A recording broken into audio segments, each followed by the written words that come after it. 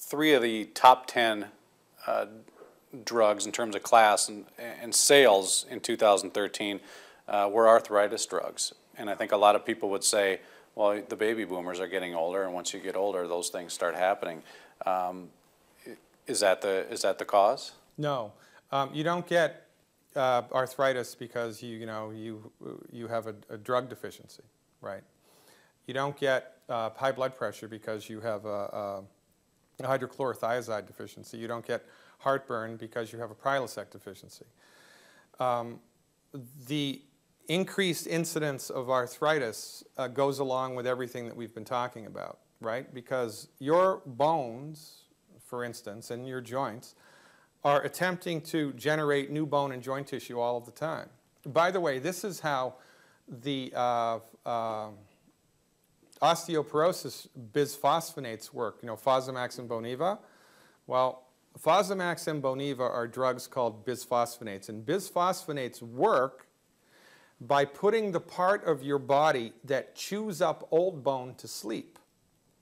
There are 2 processes happening in your body all the time. Your body's chewing up old bone with a cell called an osteoclast, and it's laying down new bone with a cell called an osteoblast. It's happening all of the time, out with the old, in with the new, out with the old, in with the new. So when an MD sees a person with thinning bones, rather than stimulating the production of new bone cells, rather than giving the patient nutrients that the bones need to make new bone cells, rather than supporting and promoting the body's ability to generate new bone tissue, the MD says, no, no, no, no, no. What we're going to do instead is deliver a synthetic man-made drug at a profit which puts the cells that are chewing up old bone to sleep. So guess what happens? Old bone accumulates in the bone. So your DEXA scan looks better and your bone density looks better, but now your bones are filled with old bone. Your body was trying to get rid of the old bone because old bone is weak. This is why, once you've been on a bisphosphonate, there's a brand new class of class action lawsuits. It's called spontaneous fractures. Now, when women who have osteoporosis, or even men, have been on these drugs for long enough, their bones are so filled with old bone that they snap like dry tinder. When you step off of the curb onto the street and your bone snaps into what's called spontaneous long bone fracture, and it's the latest class action lawsuit. This is why you don't see Sally Field on TV pitching Boniva anymore, because the drugs hurt people. Now, how this relates to arthritis is the simple notion that there are processes in your body right now that are trying to help your joint to be strong. But what does your body need to do that? Raw materials, minerals especially. But remember, they're not in the food. So your joints start to lose their structural integrity, not because you have a bad gene, not because you're getting older, not because you have a voodoo curse. It's because your joints have lost the nutrients they need to maintain their structural integrity, and they break. No different than your automobile.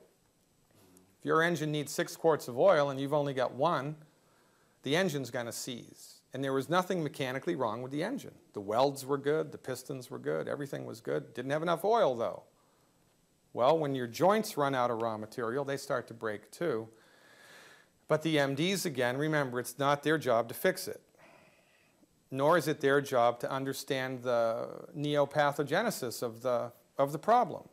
It's their job to manage it. So they give pain medication, anti-inflammatory, pain medication, anti-inflammatory, until it gets so bad that you need joint replacement surgery.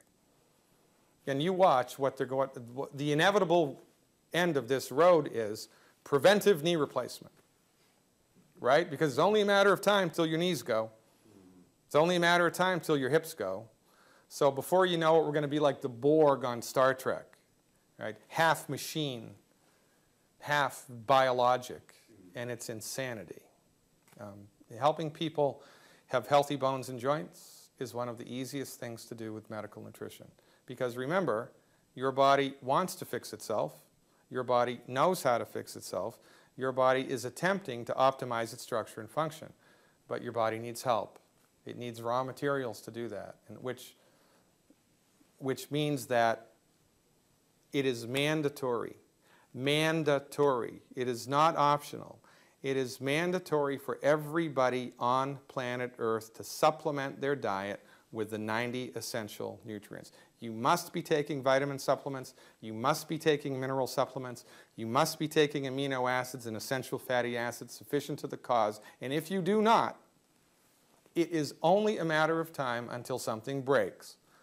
And then what do? You go to the only medical practice that your insurance pays for. You go to the only medical profession that's legally allowed to practice medicine in your state, the MDs, and they throw a drug at it. And the drugs manage the problem. And interestingly enough, how do the drugs work? They push biochemical pathways. They upregulate biochemical pathways. What are the biochemical pathways made out of? Minerals, vitamins, amino acids, essential fatty acids. So the longer you're on a drug, the greater your nutrient deficiencies become and the more of a drug you need. And then you need drug number 2 and drug number 3, and then you die. And then your relatives are so grief-stricken and they don't know any better, they organize a 5K run to find a cure for arthritis on your behalf, and they give the money to the MDs. We all collectively need our freaking heads examined.